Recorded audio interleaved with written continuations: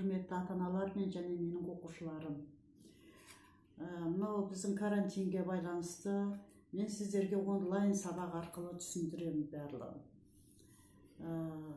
Менің есімім Гүлшара Жақсыбайқызы, Алтынсариева Гүлшара Жақсыбайқызы, Әл-Фараби атындағы оқушылар сарайының бейнелеу өнер бөлімінің ұстазымын. Енді бүгінгі біздің өтетін тақырыбымыз Гризайл деген темаға парктың ішіндегі ағаштардың бейнесін перспектива жүзінде көрсетеміз. Гризайл дегеніміз не? Гризайл дегеніміз екі түстен шығатын композиция. Мысалға мен бүгін қара түспен ақ түсті алуды шештім.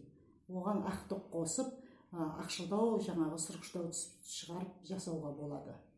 Бірақ оның ішіне ортасына бір қызыл көйлекті қызыл ба, или зонтик ұстап жатқан адам ба, бір яркий контрастный бір қызыл цвет бергім келеді.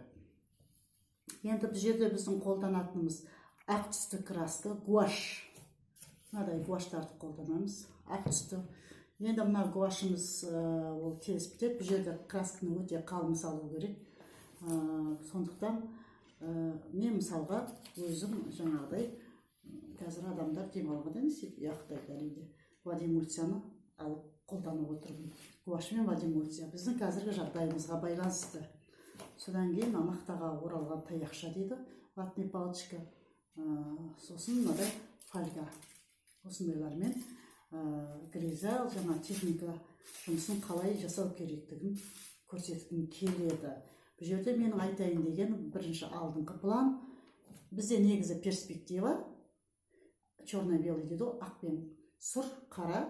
Содан кейінгі мақсатымыз бірінші пландағы, екінші пландағы, үшінші пландағы ағаштардың көрінісін беру.